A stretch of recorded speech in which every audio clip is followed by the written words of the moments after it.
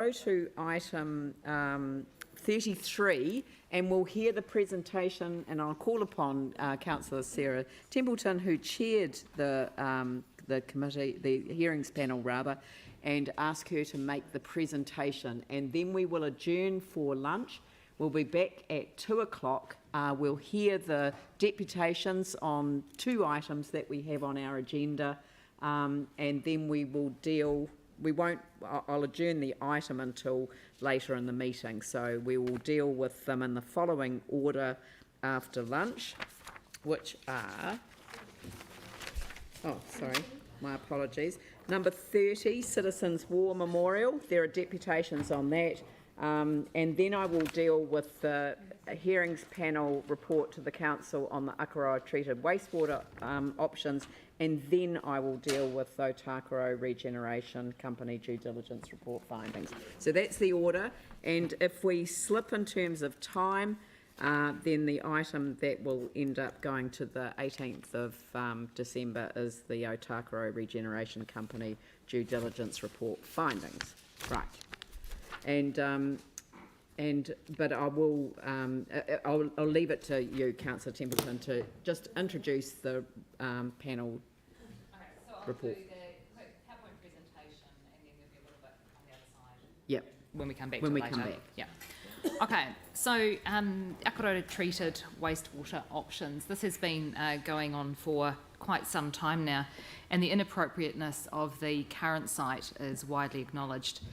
The various consents for the Takapuniki treatment plant have expired on and off since the mid-1990s, with multiple short-term consents since then, and Ngāi Tahu have been working towards the removal since then.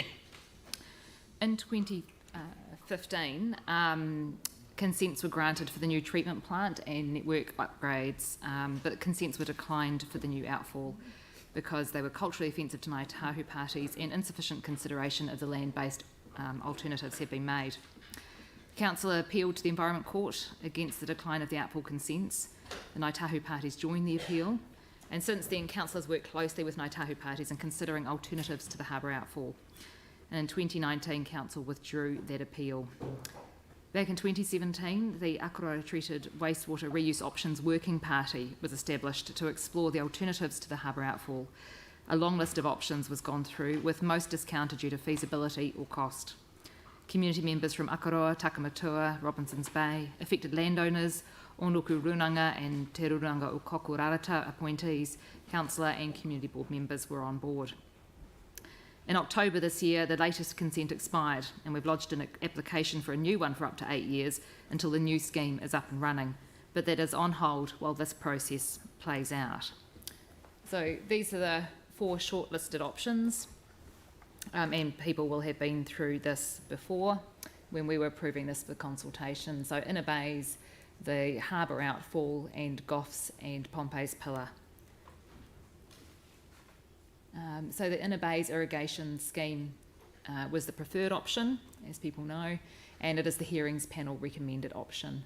3 new areas of native trees irrigated, so about 40 hectares, with 19,000 cubic metres of storage. A new wetland being built opposite the treatment plant for peak flows, and the native trees area and wetland would increase biodiversity and be open to the public. We also talked to the community in the consultation about the non-potable reuse, a purple pipe scheme. So for use for water and non-drinking purposes. This is supported by the hearings panel, supported by the majority of submitters, but there are currently some regulatory issues with being able to actually do it. And so there's hearing panel's recommendations around working with others to try and get this off the ground. That's on private land, we can use it on that. Yeah, we can do irrigation to council parks and flushing public toilets in Akaroa, and that's recommended by the panel as well. So the legal context, we've got 3 minutes. So council must take into account the relationship of Māori and their culture and traditions with their ancestral land, water sites, wahitapu, valued flora and fauna and other taonga. And this is unlike any other country in the world, And so we had quite a few submitters asking us to do what other countries have done when it comes to water reuse. And that's actually just not possible in New Zealand in the same way. So both tikanga Māori and English law are both foundations of the law in New Zealand. And discharge into the harbour is contestable under the RMA only if the alternatives have been adequately considered and reasonably discounted, having regard to the cultural repugnance and adverse effects. So when we went through the process as a hearings panel, we weren't able to reasonably discount the land-based options. They are feasible, although they may be unpalatable to some of the members of the community. So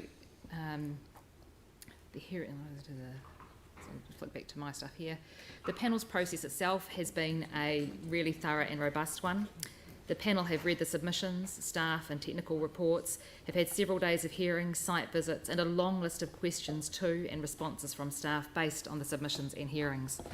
When we met for our deliberations, we all agreed that we were well prepared and that we'd had enough information to make the recommendations in front of Council today. There was no perfect option for the Akaroa treated wastewater scheme. After many years and a long list of options explored, it would have been found. We're constrained by the current regulatory framework, by geography and by time.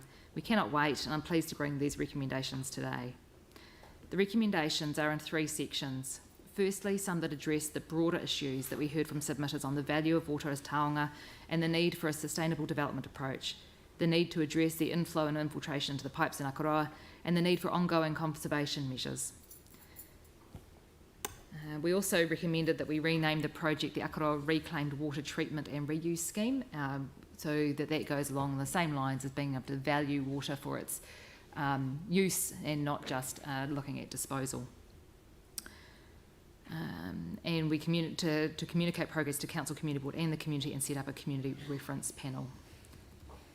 The second part are the recommendations on the scheme itself that the panel decided was the most appropriate, the inner bays option, with the additional irrigation of council parks and flushing of public toilets with the treated wastewater. I think that's the next one there. And the last section of recommendations addresses the concerns that submitters had on the inner bays scheme itself and offers a way to mitigate the impacts of the scheme on the community. Additional wetland site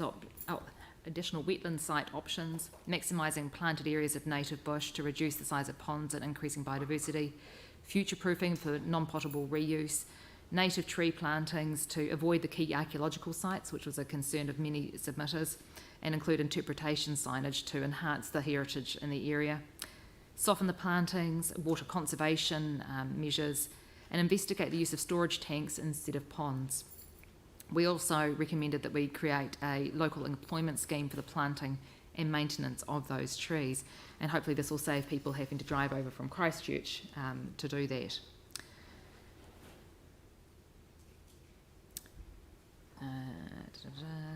Those ones are covered. And we've also done a standard recommendation that budget be included in the draft LTP for that. You'll note that there are a couple of minor tweaks in the recommendations when they pop up on the scheme today, and I've emailed those around to people, and they're for clarification on the water conservation measures and the local employment scheme.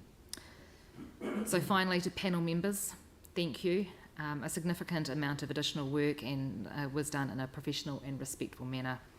To the submitters and their supporters and to our staff, thank you all for your time and passion for your communities and for the environment. The inner bays option that we've recommended meets our obligations to Ngāi Tahu, our legal obligations, and is the lower cost of the feasible land-based options.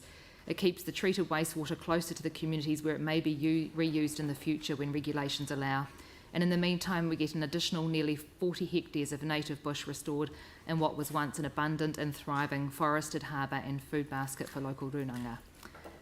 And when we get back to this later, I'll be happy to answer questions.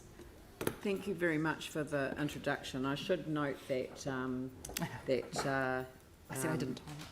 Councillor Goff will be joining us in person, which will be great at 2 o'clock. So we're here for deputations at 2 o'clock, and on that note, I will take now the lunch adjournment. Thank you very much.